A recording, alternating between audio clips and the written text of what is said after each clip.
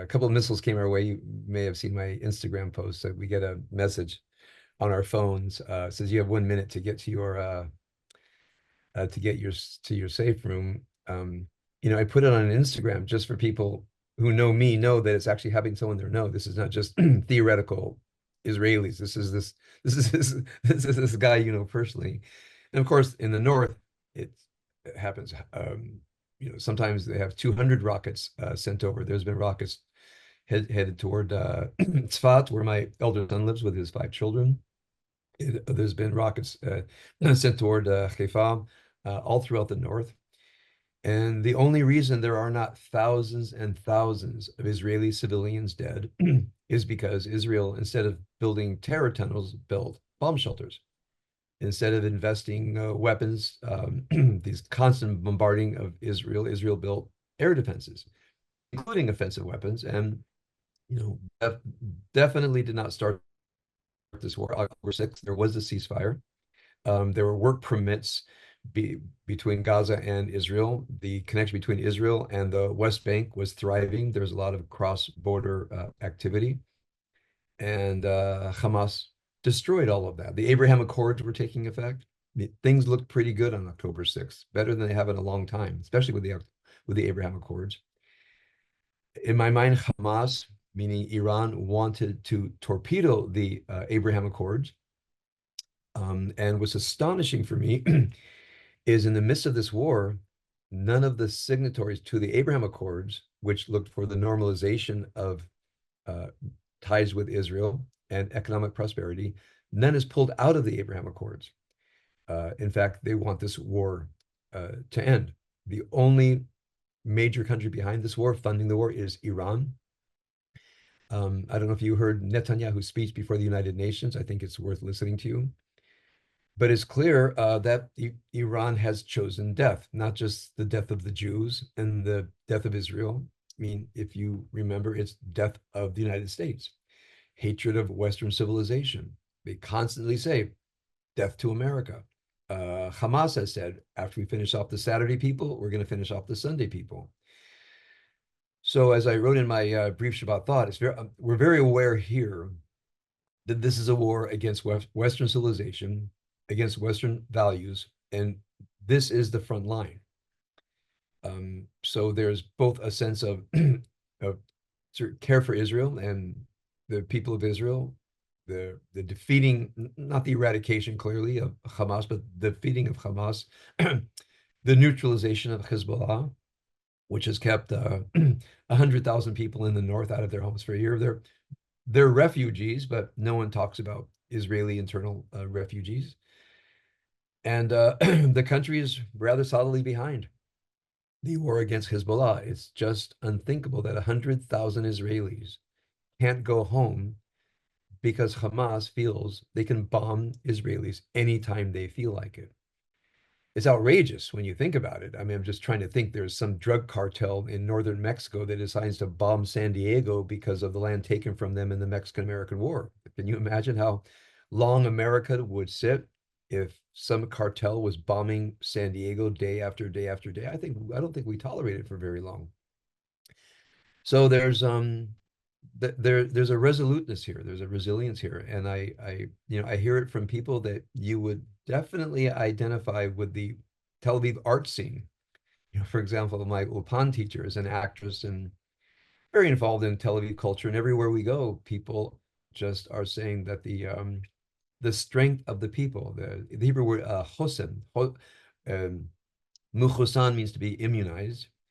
And Chosen has a sense of a strength that means whatever they want to do to you, you're strong enough. Hasin is like bulletproof, meaning whatever they throw at you, you're going to be tough and you're going to stand. And I heard this, very lovely teacher. I'm in an advanced Ulpan class, so I can speak regular Hebrew, not biblical Hebrew, and she's pretty terrific and teaches all kinds of idioms and slang, how to be an Israeli conversation, not stand too much out as a as a Oleh Hadash, as a new. And she talked about this. She said we are really feeling the host and the resilience of the people, and something has changed.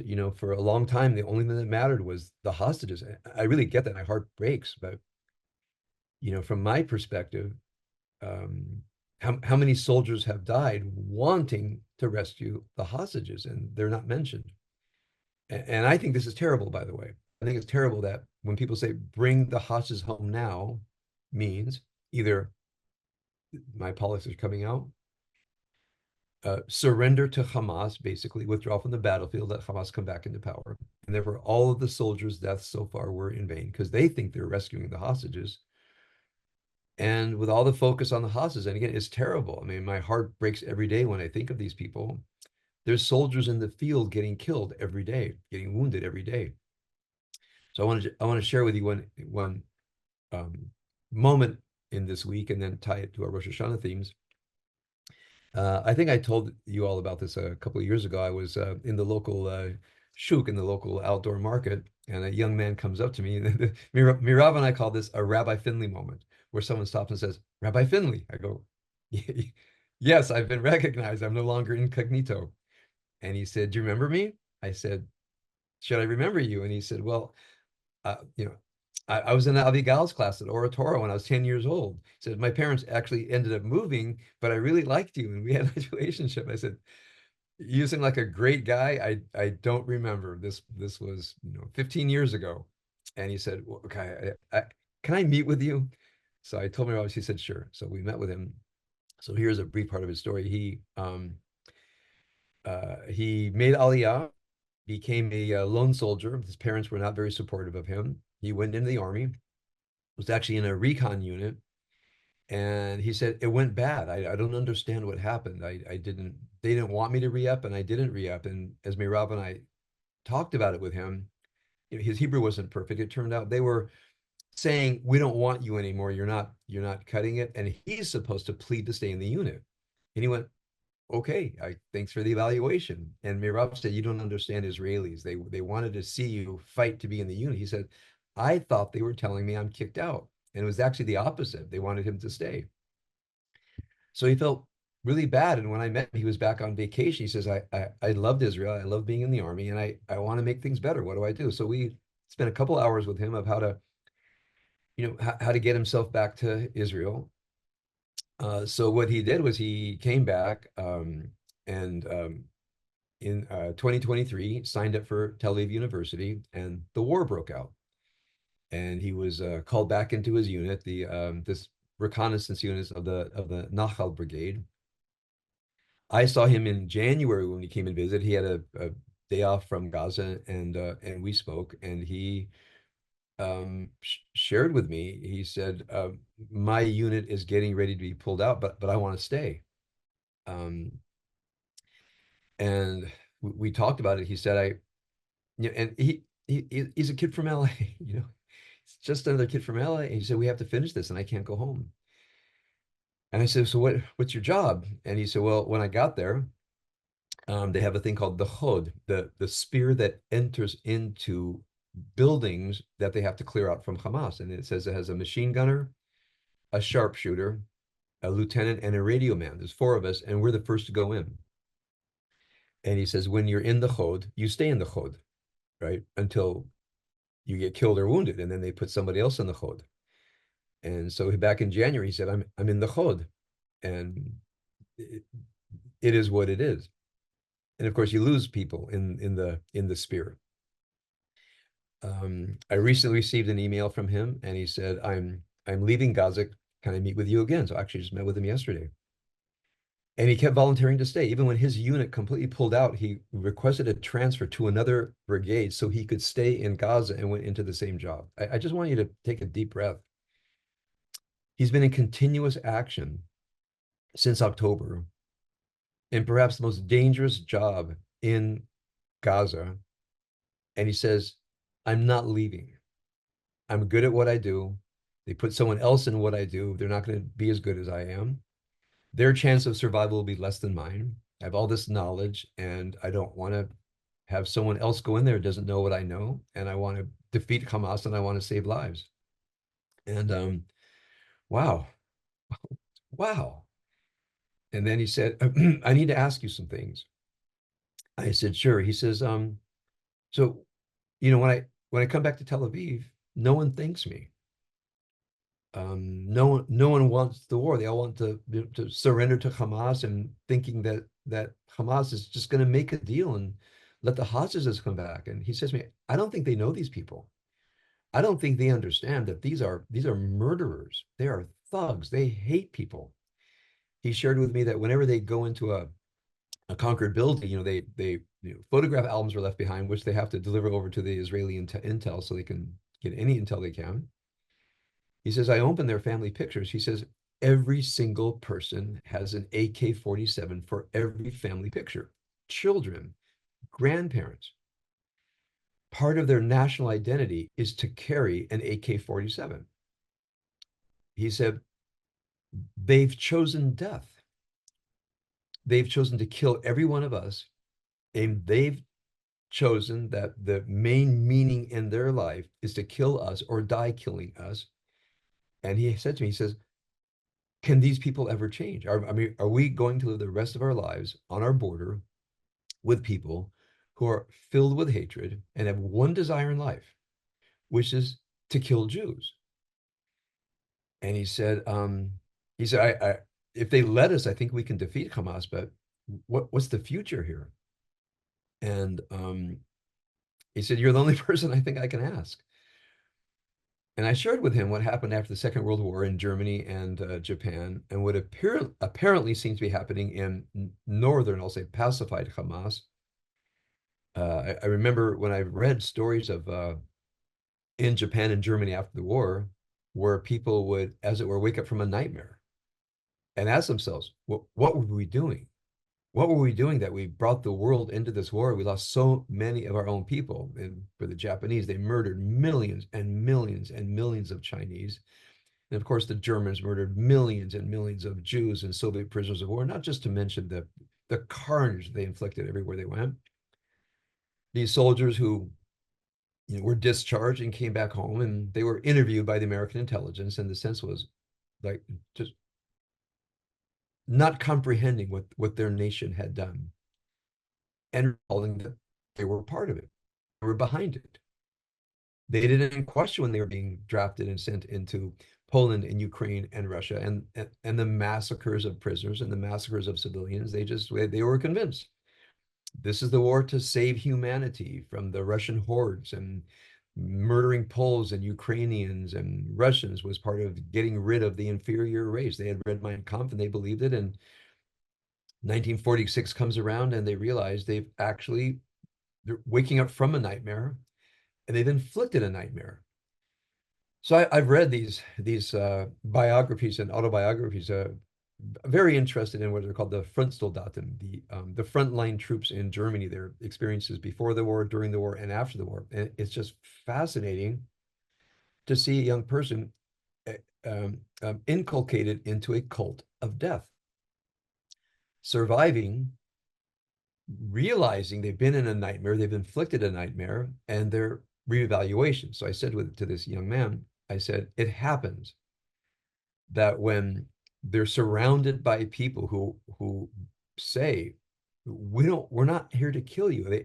In fact, some of the Gazans in northern Gaza, which is more or less run by Israel and something of an informal coalition of other countries. There's a Jordanian hospital, there's an Indonesian hospital, there's a Qatari hospital.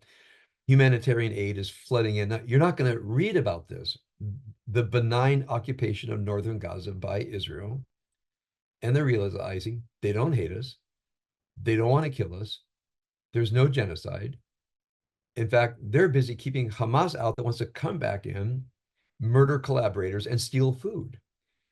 And now he says, I don't know anything about that because I'm fighting in the South. I don't spend any time in the North. I said, well, I'm reading what's happening in the North. It's hard to get information because no one reports about it.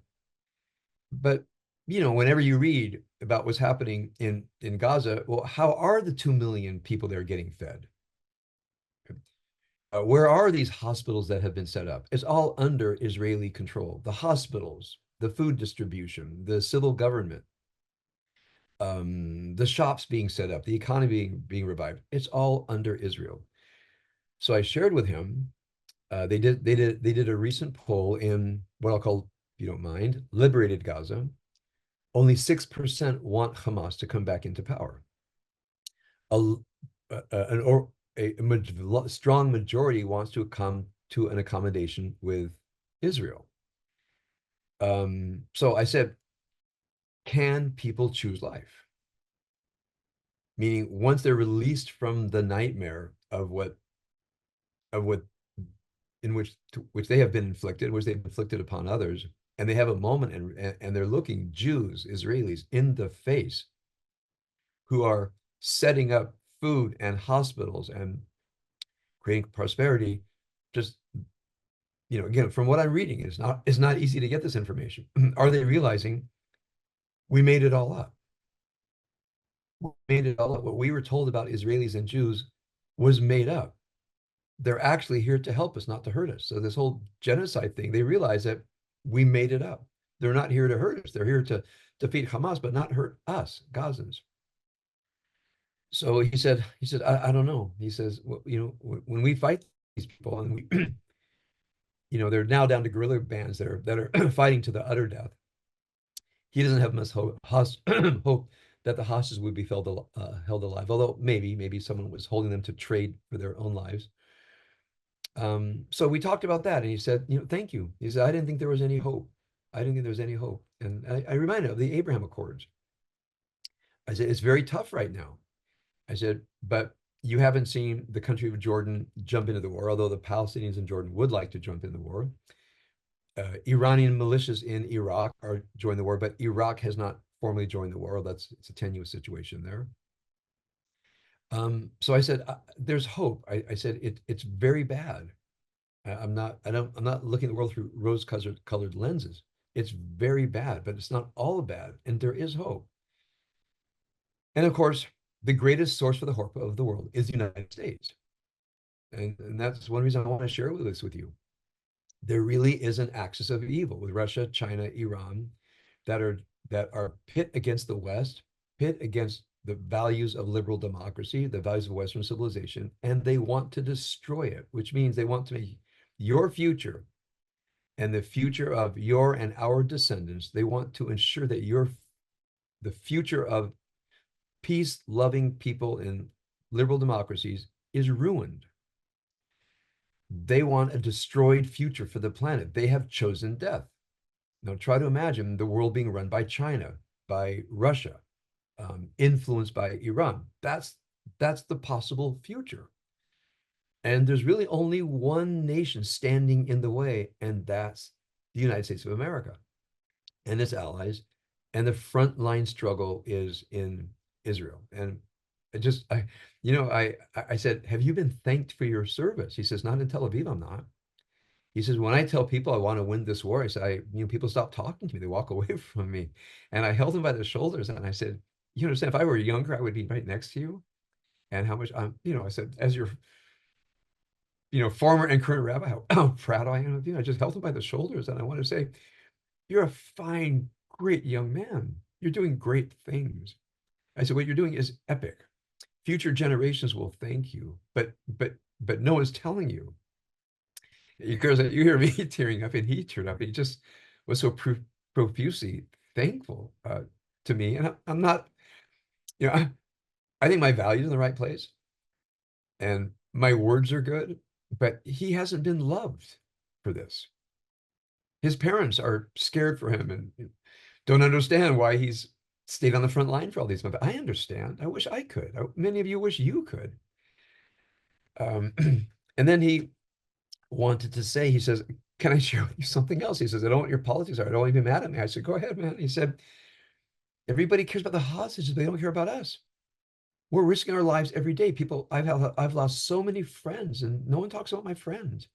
No one talks about me. Everybody says, any deal at any price. And he says, well, what were we doing there? What was it? Why did all my friends die? And I said to him, look, I care about the hostages, but every single day I'm offended that everywhere, again, I want to say the hostages are important, but the soldiers are important. Those fighting are important. Those who have died fighting are important, and they're almost forgotten by the mainstream Israeli press and the television programs. All they have on is somebody else who hates Netanyahu, that he's not doing everything he can to bring home the hostages. The guy says to me, yes, he's doing everything he can. He sent us. What else can he do? He sent us. We're there trying to defeat Hamas. So what else are we supposed to do except surrender? I said, look, I'm with you. I'm with you. And every single day I think about you and I pray for you. And I wish every single day, in addition to the names of the hostages, we would have the names of another 100 Israeli soldiers who are down on the front, risking their lives every day to save the hostages, ensure the future of the state of Israel, and on the front lines of the fight for Western civilization. And it sounds hyperbolic, but I don't think I'm exaggerating. There's a war for our future happening now. And he was very thankful, and he said, I finally left. They finally released me. By the way, his old unit that he left many months ago just got activated for Lebanon. And, and so he got a reserve notice to go to Lebanon, to the northern border. And he said, just to remind you, I've already been at the front for 10 months. So can I not go? And they said, yeah, you're done. Um, so he's on his way back to New York. And I said, so what's happening? He said, I'm going to go to Berlin for a week. I went, oh, wait a minute. I said, more than a week. And I gave him a whole rundown on Berlin and how wonderful it's going to be from there. So it was very moving. It just happened yesterday. And what I want to share with you is I had a combat veteran who's seen more action than any of us can possibly imagine. And, he has an uncle who served in Vietnam, and he said, we would be out in the field and we'd have like days off. And he said, I haven't had days off, maybe a day. And he said, I don't even want any more days off because it's too weird being on the tip of the spear day after day and then coming home to Tel Aviv, sitting in a coffee shop, and I can't talk about what I do because people in Tel Aviv don't like soldiers. Can you believe this? People in Tel Aviv don't like soldiers. Um, anyway, so I think what I wanted to share for you, this was a young man whose soul was deeply in trouble. Um, he was looking for inspiration. He was looking for ideas. The idea that what he's doing is worthwhile, that his life is worthwhile. And if I can go so far to say that if he dies, his death will have been worthwhile. And if he loses limbs, his wounds will be worthwhile. And so wrapped up in the fighting, he's lost faith that his life, his risk, his possibility of being maimed or killed is worthwhile. And part of our conversation was my taking care of his soul. And he's not the only one. Our daughter's boyfriend was on a sniper, and he was in Gaza for a long time. And like the young man I spoke with, who's the head of the spear and our daughter's boyfriend, he's asking, he says, I'll just be very frank with you. He says, I've killed a lot of Hamas. And I feel really terrible because I feel at some level they're just a reflection of their culture. He says, yeah, they are trying to kill me, and they probably killed people on October 7th. He says, but I'm not happy about this. And I said to him, well, I just want to look at the difference. On October 7th, they were having exultant parties that they had butchered Jews. He said, nobody in my unit is happy. Nobody's celebrating when we kill them. We just find it very grim and sad, and we just want this to be over. I said, that speaks. I'm speaking to our daughter's boyfriend now, and his friends who have come over for Shabbat. Um, um, you bespeak our highest values. You're doing as it has to be done, but you don't celebrate death. You're there because you've chosen life, meaning as much as we can to defeat a culture devoted to death, so a country that's chosen life can go on. So I've been reflecting on this very deeply, how much in a very informal, one person at a time way, Mirava and I are, and our daughters are caring for the souls of not just a nation wounded, but soldiers whose souls are wounded um, because they're not daily reminded that they're valuable, that they're worthwhile, that their struggle on the front lines is seen as something that we're deeply proud of and that we love them. And in every one of these conversations that we've had, they walk away saying to us, thank you so, so much. So, um, their souls are torn, these young men that we've spoken to, and I know we help a little bit in the repair of the soul. Now, of course, Rosh Hashanah is coming. I'll address Rabbi Manning in just a moment. So, and Rosh Hashanah is coming in, and I wrote in my Shabbat thought. So here I am talking to people who are, our daughter's boyfriend. He's on the front of Gaza, and he said he says, I'm a sniper. I have my spotter, and we're looking for, he says, rabbits to come over the fence. He's on the very front line if there is an incursion from Lebanon. That's where he sits. 8 hours a day, 5, 7 days a week, comes home for a couple of days and goes back. And we see him. He's been released, by the way, and he's trying to get back to his studies. Um, so I talked to them, and so what am I doing here? I mean, I want to be there. And he said, like, Rabbi Billy, I know you would. I know you. I know you're like the monk warrior. I know you'd be with us and you'd be terrific. But you and Mirav are doing great work. They kind of console us that we feel a little bit, impotent in the, in the home front. So to wrap this up, so I said, and then here's Rosh Hashanah. And as I wrote in my introduction to my Shabbat thought, if it weren't for Rosh Hashanah, all I would do is think about this. I mean, I read blogs and I listen to speeches and I master more information, and then Rosh Hashanah is coming up and I'm going to be teaching for several days. So I open the Machzor and open the Bible, mainly looking for something to teach because I want to teach, and then I read a line from the Bible and it just pierces me that it's as if it sees my soul. And I open up my Machzor and it knows me. And this experience I've had many times in my lives where I'm reading the text, but the text is reading me. That there's something coming through, like what I call my rabbis, the rabbis of the Bible in the Talmudic period, the Hasidic period. They left their spirits in writing, like the wonderful poetry we read every Friday. There's a Rebbe there, and they deposit it into history, and we read it, and if our hearts are open and willing to be touched, those words come right in and they startle us and awaken us every Friday night that we read poetry. And because it's Rosh Hashanah, not for any other reason, I'm not that spiritual of a guy, but it's Rosh Hashanah, so I got to read the Bible, I got to read the Machzor, and because I'm professionally obligated to come up with something cool and interesting to say, I'm just so thankful. I'm thankful that I have a tradition that says it's time for you to study the holiday.